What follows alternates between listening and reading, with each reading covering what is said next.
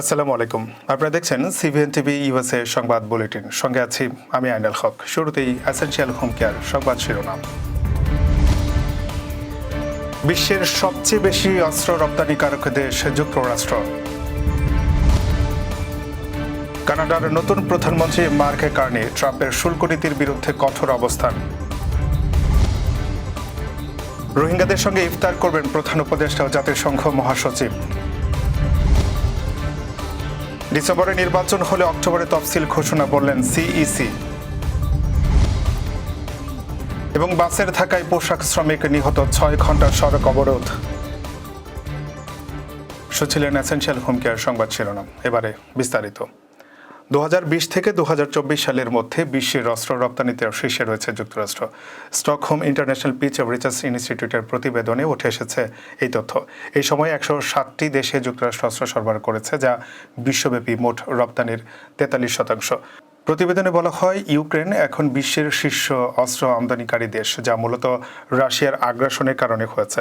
2020 থেকে 2024 সালের মধ্যে ইউক্রেন বৈশ্বিক অস্ত্র আমদানির 9% গ্রহণ করেছে, যার 45% এসেছে যুক্তরাষ্ট্র থেকে। ইউরোপীয় দেশগুলোর অস্ত্র কেনার পরিমাণও 15% বেড়েছে। এদিকে রাশিয়ার অস্ত্র রপ্তানি 2015 থেকে 2024 সালের মধ্যে 63% কমেছে। নিষেধাজ্ঞার কারণে রাশিয়া এখন প্রধানত চীন ও ভারতের উপর নির্ভরশীল। অন্যদিকে ভারত অস্ত্র আমদানি কমালেও এখনও তালিকায় দ্বিতীয় স্থানে রয়েছে। বিশ্লেষকরা মনে করছেন, ইউক্রেন যুদ্ধ, মার্কিন পররাষ্ট্রনীতির পরিবর্তন এবং রাশিয়ার দুর্বলতা বৈশ্বিক অস্ত্র বাণিজ্যে গুরুত্বপূর্ণ প্রভাব ফেলবে। কানাডার লিবারেল পার্টির নতুন নেতা নির্বাচিত হয়েছেন সাবেক কেন্দ্রীয় ব্যাংকার মার্ক কার্নি। বিদায়ী ভাষণে তিনি মার্কিন প্রেসিডেন্ট ডোনাল্ড ট্রাম্পের শুল্ক নীতির কঠোর সমালোচনা করেন এবং পাল্টা শুল্ক অব্যাহত রাখার ঘোষণা দেন। সম্প্রতি যুক্তরাষ্ট্র কানাডিয়ান পণ্যের ওপর 25% শুল্ক আরোপ করেছে, যা দুই দেশের মধ্যে বাণিজ্য উত্তেজনা বাড়িয়েছে। কার্নি বলেন, আমরা ট্রাম্পকে সফল হতে দেব না।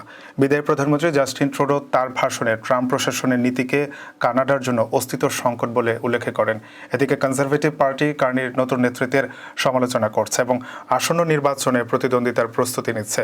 বিশ্লেষকদের মতে, বাণিজ্য সংকট ও রাজনৈতিক স্থিতিশীলতা হবে নির্বাচনের মূল ইস্যু। আগামী শুক্রবার কক্সবাজারের উখিয়ার রোহিঙ্গা আশ্রয় শিবির পরিদর্শনে যাচ্ছেন অন্তর্বর্তী সরকারের প্রধান উপদেষ্টা অধ্যাপক ডক্টর মোহাম্মদ ইউনূস ও জাতিসংঘের মহাসচিব অ্যান্টনিও গুতেরেস। আশ্রয় শিবির পরিদর্শন এবং একাধিক বৈঠক শেষে সন্ধ্যায় শতাধিক রোহিঙ্গাকে নিয়ে ইফতার করবেন দুজন। জাতিসংঘ মহাসচিব এর আগেও কয়েকবার আশ্রয় শিবির পরিদর্শন করেছেন, তবে রোহিঙ্গা আশ্রয় শিবিরে প্রধান উপদেষ্টা অধ্যাপক মোহাম্মদ ইউনূসের এটি প্রথম সফর। অন্তর্বর্তী সরকারের প্রধান উপদেষ্টা ও জাতিসংঘ মহাসচিবের ইফতার অনুষ্ঠানে যোগ দেওয়ার খবরে আশ্রয় শিবিরে রোহিঙ্গাদের মধ্যে উচ্ছ্বাস বিরাজ করছে। সরকারি সংশ্লিষ্ট দপ্তর সূত্রে জানা গেছে, ইফতার অনুষ্ঠানে থাকবে ছোলা, মুড়ি, পেঁয়াজু, জিলাপি, বেগুনি, শরবত সহ আনুষঙ্গিক বিভিন্ন খাবার। ডিসেম্বরে ত্রয়োদশ জাতীয় সংসদ নির্বাচন আয়োজনের লক্ষ্যে সব প্রস্তুতি এগিয়ে নেওয়ার কথা বলেছেন প্রধান নির্বাচন কমিশনার এএমএম নাসির উদ্দিন। তিনি জানান, টাইমলাইন যাতে মিস না হয় সেভাবে প্রস্তুতি নিচ্ছেন তারা। ডিসেম্বরে নির্বাচন হলে অক্টোবরে তফসিল ঘোষণা করা হবে। সোমবার আগারগাঁওয়ের নির্বাচন ভবনে বাংলাদেশে নিযুক্ত ব্রিটিশ হাইকমিশনার সারা কুকের সঙ্গে বৈঠক করেন সিইসি। তার সঙ্গে সাক্ষাতের পর সাংবাদিকদের সঙ্গে কথা বলেন সিইসি। এএমএম নাসির উদ্দিন বলেন, ডিসেম্বরকে মাথায় রেখে আমরা এগোচ্ছি। আমাদের টাইমলাইন ডিসেম্বর, এটা মাথায় রেখে কাজ করছে। ডিসেম্বরে ভোট হলে অক্টোবরে শিডিউল ঘোষণা করতে হবে। টাইমলাইন যাতে মিস না করি সেভাবে প্রস্তুতি নিয়ে যাচ্ছি। তিনি বলেন, ব্রিটিশ হাই কমিশনার নির্বাচন কমিশনকে সহায়তা করতে চান। নির্বাচনের প্রস্তুতি হিসেবে আমরা যা যা করছি সব জানিয়েছে। ভোটার রেজিস্ট্রেশন, দল নিবন্ধনের জন্য বিজ্ঞপ্তির বিষয়টি জানিয়েছে।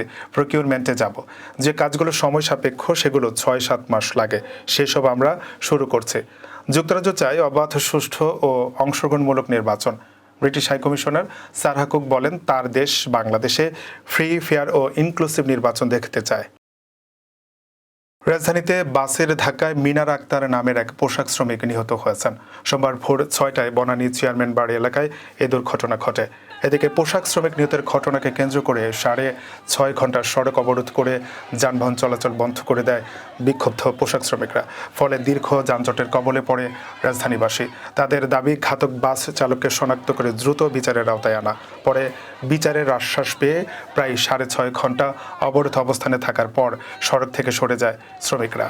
বলে খুব দ্রুত যে বাসের যে মালিক এবং চালক তাদেরকে অ্যারেস্ট করে শ্রমিকদের সামনে নিয়ে আসেন। মানে আমরা যে গার্মেন্টসের শ্রমিক আমরার কোনো মূল্যই নেই, রাস্তা অ্যাক্সিডেন্ট হয়ে মাইরা লাইছে লোকটারে যে উড়াই একজনে সাইড করে নিব ওই কাজটাও করে নাই।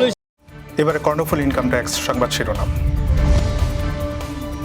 বাংলাদেশ সোসাইটির কোরআন তেলাওয়াত প্রতিযোগিতা ও ইফতারের প্রথম আসর সম্পন্ন। চট্টগ্রাম বিশ্ববিদ্যালয় অ্যালামনাই অ্যাসোসিয়েশন অব ইউএস এর ইফতার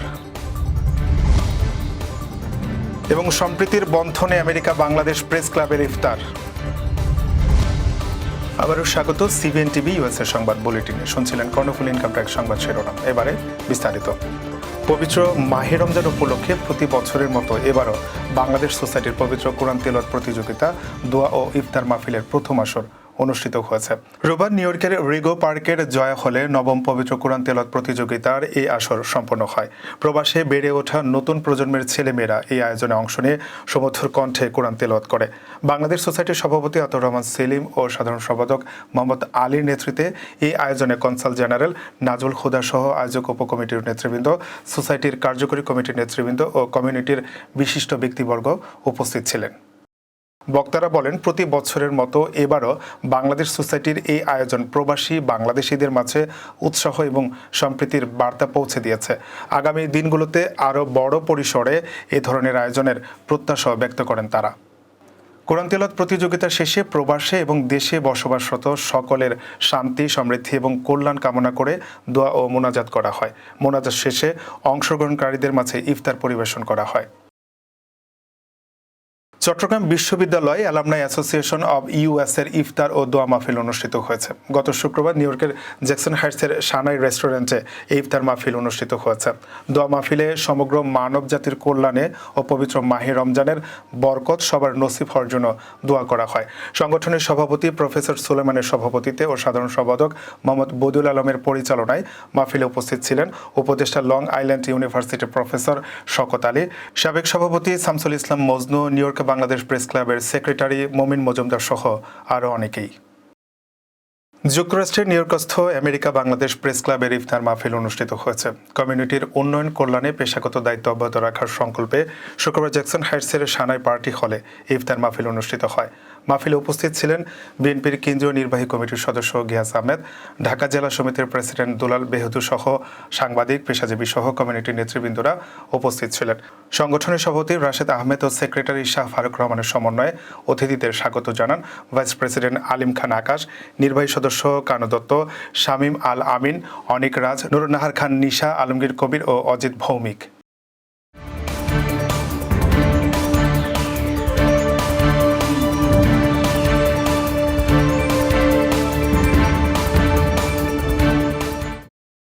প্রতিদিনের উল্লেখযোগ্য ঘটনা কালক্রমে রূপ নেয় ইতিহাসে। চলুন এক নজরে দেখে নেওয়া যাক আজকের দিনে ঘটে যাওয়া উল্লেখযোগ্য কিছু ঘটনা। 1585 সালের আজকের এই দিনে সম্রাট আকবরের ফরমান জারি করা হয়।